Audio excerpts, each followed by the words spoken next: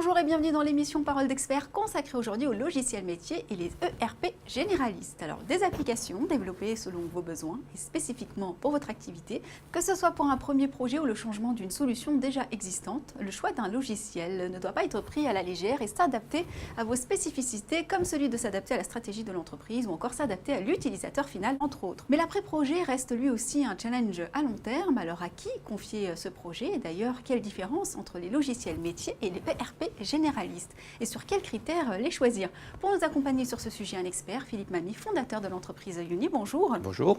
Alors première question, quel état des lieux on peut faire aujourd'hui du secteur de l'éditeur de logiciels métiers? Alors l'édition de logiciels en France se porte bien, c'est déjà une première information. Aujourd'hui c'est un marché qui est en croissance, qui investit et qui recrute. Aujourd'hui le marché c'est à peu près 14 milliards d'euros de chiffre d'affaires, c'est un chiffre d'affaires qui a doublé en 5 ans. Les 350 premiers éditeurs français représentent à peu près 155 000 emplois en France. En ce qui concerne le groupe Uni, nous nous sommes positionnés dans le top 100 des éditeurs de logiciels français. Voilà, donc le secteur se porte bien. Quelle différence on peut faire aujourd'hui des logiciels métiers comparativement aux ERP dont on a parlé, qui sont généralistes? Il est important de distinguer 3 typologies d'éditeurs de logiciels. On a les éditeurs de logiciels qu'on appelle sectoriels, qui sont dédiés à un secteur d'activité, comme le transport, comme la banque. On a des éditeurs de logiciels généralistes, où on retrouve notamment les fameux éditeurs de logiciels ERP. Et enfin, dernière catégorie qui se développe, qui sont les logiciels de jeu et les logiciels destinés au monde du particulier. Et on les choisit sur quels critères? Une société, une entreprise choisit un logiciel le plus standard possible. Pourquoi le plus standard possible? Afin de bénéficier effectivement de la mutualisation et de pouvoir répondre à son besoin à travers différents acteurs qui ont tous le même besoin. L'adapter plus facilement. Voilà. Néanmoins, il y a un certain nombre de logiciels sont liés au métier par rapport à des logiciels de type généraliste, de type ERP. Les logiciels de type ERP sont les grands acteurs du marché, sont SAP, Microsoft, Oracle. Et le logiciel métier s'adresse plutôt à un secteur d'activité. Plus votre secteur d'activité va avoir des spécificités, plus le logiciel métier s'impose. Alors vous êtes expert sur la question puisque vous êtes le fondateur de l'entreprise Uni. Quelle est sa spécificité sur le marché? Alors nous, on a fait le choix effectivement d'être un éditeur de logiciels métiers et d'être un éditeur de logiciels métiers sur des marchés de niche. Alors qu'est-ce que c'est qu'un marché de niche? C'est un marché qui est relativement petit avec de très très fortes spécificités. On a fait le choix d'être sur 2 marchés de niche, le marché de la bijouterie, horlogerie, joaillerie et sur le marché de la restauration collective. C'était justement ma prochaine question. Quelle est la stratégie de votre groupe sur ces 2 secteurs de niche qui sont la bijouterie et la restauration collective? En ce qui concerne la bijouterie joaillerie, nous, on est sur des produits qui sont unitaires. C'est-à-dire lorsque vous achetez une alliance, par exemple, qui pourrait être faite en série, chaque alliance est identifiée de façon unitaire. Parce qu'en France, la plupart des bijoux sont encore avec des métaux précieux, notamment l'or, et l'or c'est une monnaie. L'or c'est la valeur d'un pays. Donc chaque fois que vous mettez un bijou en or chez un professionnel, il doit être tracé dans un livre de police à travers un poids.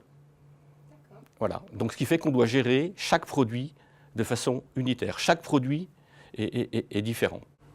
Et quel lien finalement avec votre activité? Cette spécificité de l'individualisation des produits est une particularité de nos logiciels. Voilà. Un logiciel généraliste, d'une façon générale, ne sait pas gérer des produits de façon individuelle. On a la même chose en restauration collective. En restauration collective, nous devons préparer des repas. D'accord ? Nous devons nourrir des personnes. Or, ces personnes peuvent avoir des spécificités alimentaires, peuvent avoir des régimes. Nous sommes leaders dans le monde de la santé. Donc, dans le monde de la santé, ces personnes peuvent avoir à un instant donné aussi, doivent manger haché, moulu. Donc, toutes ces spécificités font que le repas est individualisé et qu'on gère là aussi de l'individualisation. Et votre stratégie à moyen terme vis-à-vis de ces 2 secteurs de niche? Alors, notre stratégie, nous, c'est d'être sur des marchés de niche, et sur ces marchés de niche, d'être un acteur de référence, voire le leader. Est-ce qu'il y a d'autres spécificités mises à part celle-ci? Oui, alors à part l'individualisation, nous sommes sur des secteurs qui sont fortement impactés par la réglementation. Par rapport à la traçabilité d'éléments, s'il y a un problème dans l'alimentation d'un patient, par exemple dans le domaine de la santé, nous devons être capables de redescendre toute la chaîne alimentaire, les aliments, les denrées qui ont été utilisées, par quel process elles ont été cuisinées, stockées et réchauffées. Et évidemment, les fournisseurs qui ont livré ces denrées. Donc cette réglementation est très importante. Dans le domaine de la bijouterie, je vous ai parlé du livre de police tout à l'heure. Donc c'est la nécessité d'enregistrer chaque produit et de l'enregistrer dans un liste. Il y a un corollaire de cette réglementation, c'est la traçabilité. Voilà. Donc on doit être capable de tracer à la fois la chaîne alimentaire, mais aussi dans le domaine des bijoux, on doit tracer le bijou et son contenu en métaux précieux.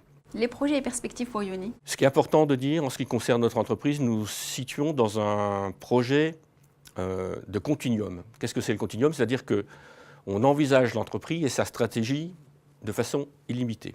Donc nous n'avons pas de terme. Donc dans ce cadre-là, on se doit effectivement d'avoir des logiciels qui fonctionnent aujourd'hui, mais qui fonctionneront demain.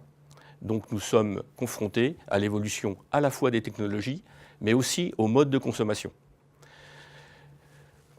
Je viens sur ces deux particularités. En ce qui concerne les technologies, donc aujourd'hui Internet, les systèmes sont aujourd'hui web, les accès aux systèmes d'information se font à travers des navigateurs web. La mobilité, à travers les smartphones. Aujourd'hui, on va choisir un repas, on va commander son repas, on va analyser son repas, les allergènes, l'origine des produits à travers son smartphone. Identique dans le monde de la bijouterie, où aujourd'hui nous allons choisir ces bijoux, nous allons s'interroger sur le bijou à travers des smartphones. Voilà, la technologie nous pousse, les modes de consommation nous poussent. Les perspectives chez nous sont aussi liées à l'international. Aujourd'hui, par exemple, nos logiciels de bijouterie et joaillerie qui sont utilisés par un très grand nombre d'utilisateurs sont présents dans 22 pays. Nos logiciels sont localisés en 9 langues. Voilà, donc l'internationalisation est quelque chose d'important. Ensuite, l'évolution des métiers des éditeurs vont de plus en plus sur ce qu'on appelle la donnée, la data. Donc nous travaillons aussi sur la data, c'est-à-dire la capacité à stocker des données, les analyser, à faire de la prédiction pour pouvoir aider nos clients à choisir, à orienter leur business et à satisfaire leurs clients. Merci infiniment pour votre intervention. Merci à vous de nous avoir suivis. On se retrouve bientôt pour un prochain numéro Parole d'expert.